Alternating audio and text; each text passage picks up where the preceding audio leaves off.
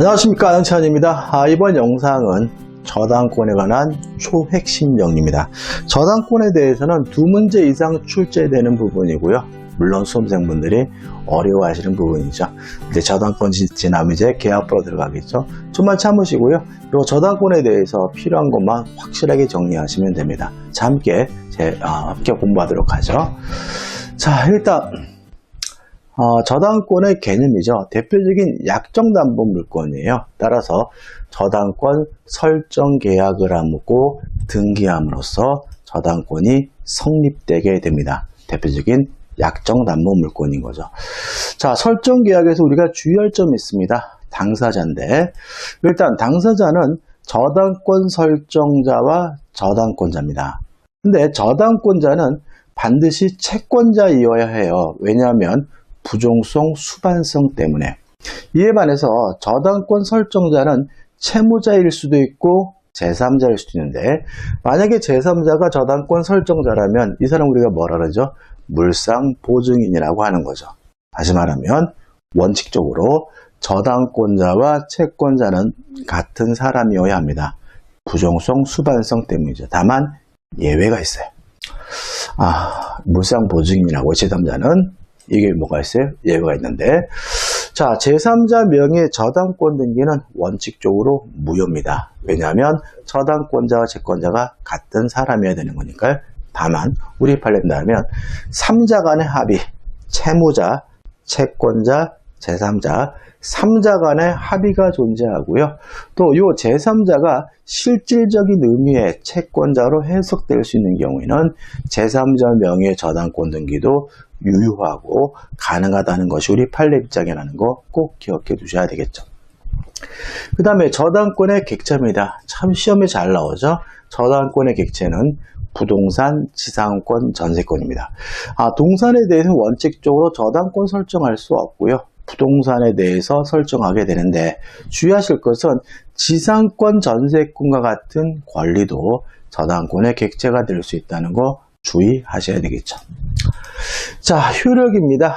일단 저당권자는 과실수취권이 없습니다. 따라서 압류하지 않는 한 과실수취할 수 없고, 역으로 말하면 압류한 때부터 과실수취할 수 있다는 거 주의하시기 바라고, 또 저당권에 의하여 담보되는 피담보 채권의 범위입니다.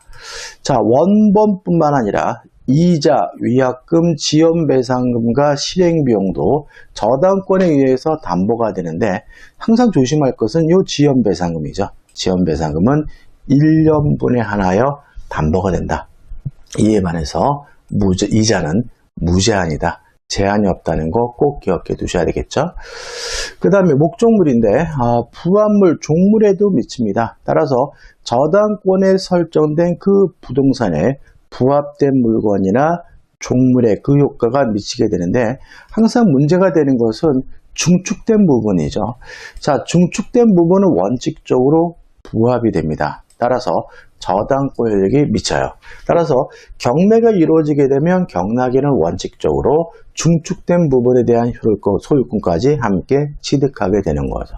근데 만약에 중축된 부분이 구조상, 이용상 독립성이 있다는 이유로 부합되지 않는다면 저당권 효력이 미치지는 않습니다. 따라서 경락을 받은 사람은 중축된 부분에 대해서 소유권을 취득할 수는 없는 거죠. 항상 원칙부터 기억해 두셔야 됩니다. 부합되는 것이 원칙이라는 거. 그 다음에 주의할 것은 뭐예요? 요거죠. 중축된 부분이 저당권 설정 전인지 후인지 따지지 않습니다. 또 무효가 미등기 건물인지 여부도 따지지 않고요. 또 경매 목적물로 그 가치 목적물로 평가됐는지 여부도 고려하지 않습니다. 다시 말하면 저당권 설정 전이든 후든 무효가든 미등기든 또는 아니면 경매 과정에서 그 경매 목적물로 그 가치가 평가됐는지 안 됐는지 따지지 않고요. 부합이 됐다면 저당권 효력이 미치는 거고요. 구조상, 이용상 독립성이 있다는 이유로 부합되지 않았다면 저당권 효력이 미치지 않게 된다는 거 꼭 기억해 두시기 바랍니다. 자, 그 다음에 토지를 목적으로 저당권이 설정된 후에 건물이 축조가 됐어요. 자, 다시 말하면 토지의 저당권이 먼저 설정이 됐고요. 그리고 나서 건물이 신축이 됐다는 얘기죠. 일단 토지 저당권이니까 토지만 경매할 수 있겠죠. 그런 경우에는 법정지상권이 발생하지 않기 때문에 이 건물은 철거당하게 됩니다. 왜냐하면 법정지상권이 발생하려면 저당권 설정 당시 건물이 있어야 되니까요. 꼭 그래야 되느냐? 이 문제에 대해서 우리 민법은 건물과 토지를 함께 경매에 넣을 수도 있는데 이 우리가 일괄경매권이라고 합니다. 자, 건물에 대해서는 우선 면제 받을 수 없고요. 토지 대금에서만 우선 면제 받습니다. 다시 말하면 이서는 어차피 토지 저당권자이기 때문에 토지 대금에서만 우선 면제 받을 수가 있는 거죠. 주의할 점입니다. 첫째, 자유롭게 선택할 수가 있다. 다시 말하면 토지 저당권자 입장에서는 토지만 경매할지 일괄 경매할지 자유롭게 선택할 수가 있고요. 채무자 입장에서는 일괄 경매해 줄 것을 토지 저당권자에게 청구할 수 없다는 거 주의하시기 바라고요. 두 번째 굉장히 중요한데 건물의 소유자가 반드시 저당권 설정자이어야 합니다.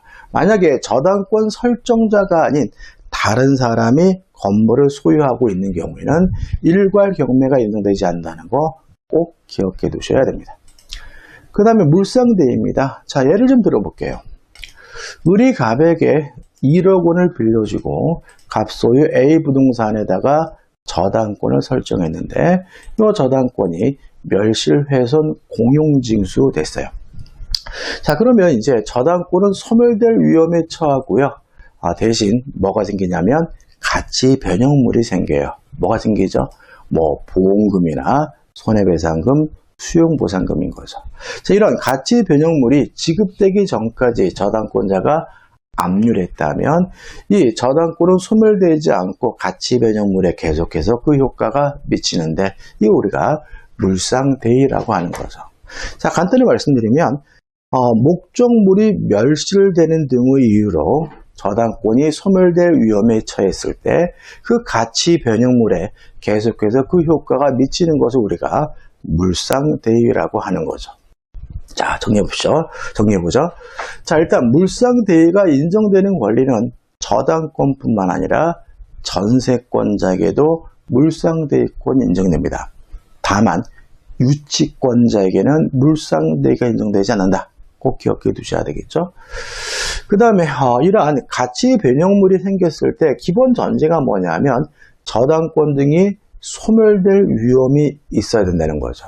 따라서 매매 대금에 대해서는 물상대의가 인정되지 않습니다. 왜냐하면 그 저당 목적물이 매매가 되더라도 저당권이 소멸될 위험에 처하는 것은 아니니까요. 또 지급 또는 인도 전에 압류를 해야 되는데 꼭 저당권자가 해야 되느냐? 이 문제에 대해서 일반 채권자인 제3자가 압류를 해도 물상대의권이 인정된다는 것이 우리 판례 입장입니다. 다시 말하면 꼭 저당권자가 압류해야 되는 것은 아니라는 점이죠. 자, 정리해볼까요? 자, 목적물 등이 멸실 등으로 저당권이 소멸될 위험에 처했을 때 가치 변형물의 그 효과가 계속 미치는 성질을 우리가 물상대의라고 한다. 이러한 물상대의는 저당권뿐만 아니라 전세권에도 인정이 되는데 유치권자에게는 물상대의권이 인정되지 않는다. 또 이러한 물상대의가 인정되려면 저당권 등이 소멸될 위험에 처해야 된다. 따라서 매매가 되더라도 저당권은 소멸될 위험이 없으므로 매매 대금에 대해서는 물상대의가 인정되지 않는다. 또 지급 또는 인도 전에 압류를 해야 되는데 꼭 저당권자가 압류해야 되느냐? 그럴 필요는 없다. 저당권자가 아닌 제3자가 압류해도 상관이 없다는 것이 우리 판례 입장이라는 거 꼭 정리해 두시기 바랍니다. 그 다음에 제3취득자의 보호입니다. 일단 여기서 제3취득자라는 것은 저당권이 설정된 후에 권리를 취득하게 된 사람 우리가 제3취득자라고 하거든요. 특징은 저당권이 실행이 되면 경매가 이루어지게 되면 이 제3취득자의 권리는 박탈당할 위험이 있는 거죠. 그래서 보호 규정을 두고 있어요. 첫째, 채무자가 반대해도 제3취득자는 변제하는 것이 가능하고요.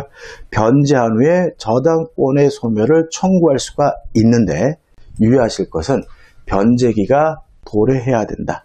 그 다음에 담보되는 범위에서만 변제하면 된다. 그래서 일반 저당권의 경우에는 제3취득자는 지연배상금은 1년분만 변제하면 저당권의 소멸을 청구할 수 있고요.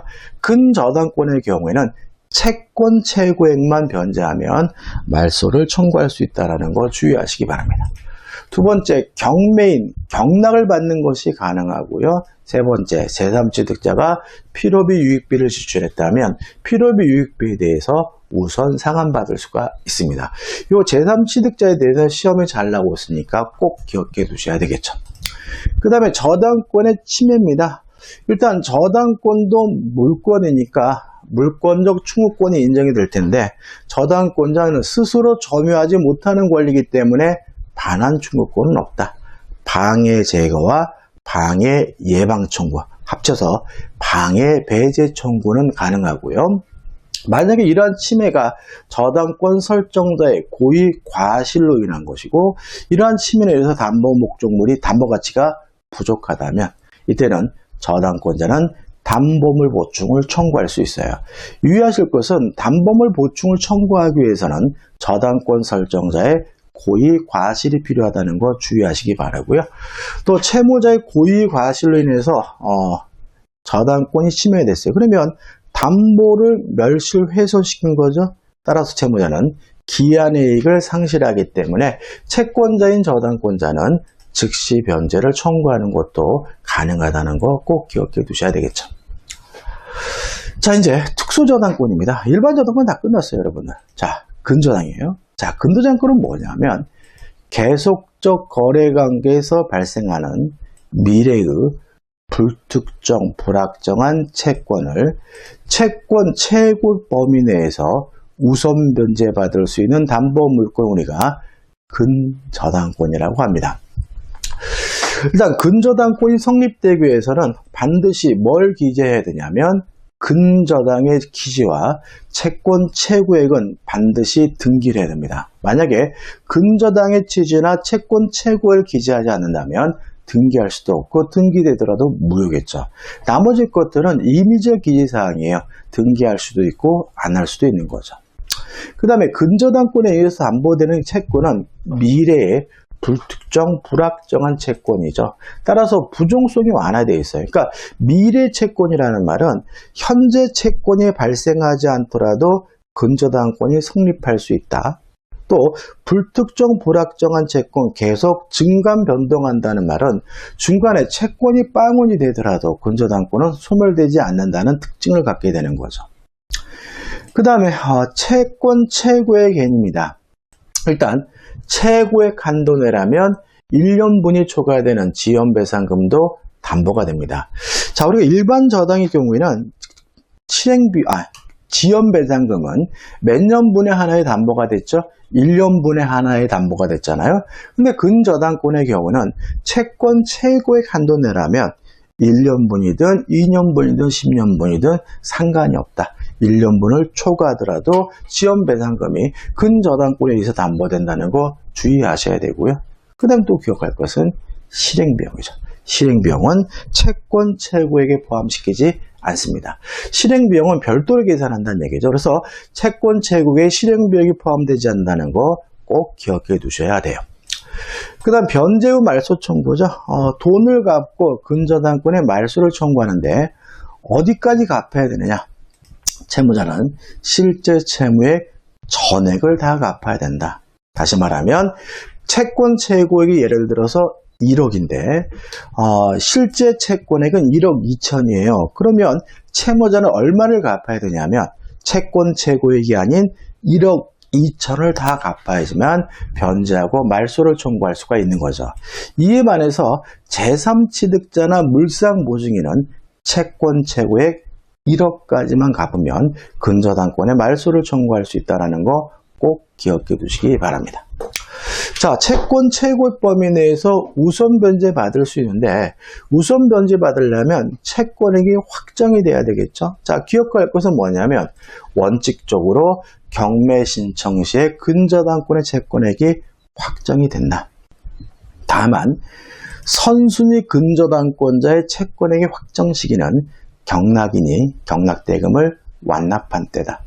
무슨 아시겠죠? 자, 경매가 이루어지게 되면 모든 저당권은 무조건 소멸이 되잖아요.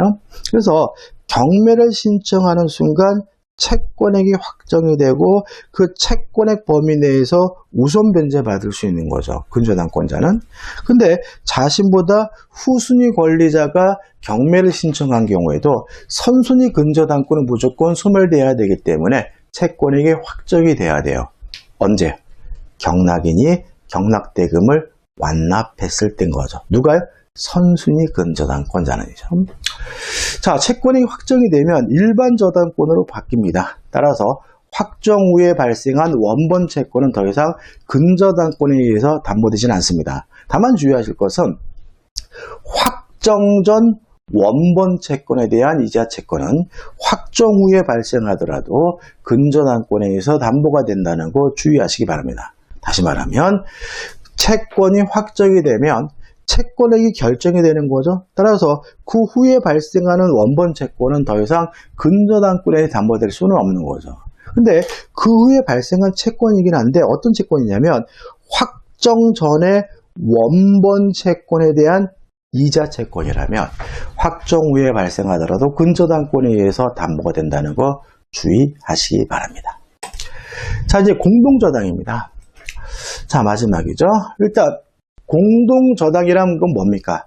한 개의 채권을 담보하기 위해 설정된 여러 개의 저당권을 우리가 공동저당이라고 하는데, 공동저당이 설정이 되면 동시 또는 일시배당을 할 것인지 선택할 수가 있다. 다시 말하면 공동저당권자는 모두를 경매에서 동시에 배당할 것인지 따로 경매에서 일시배당할 것인지 자유롭게 선택할 수가 있다는 점.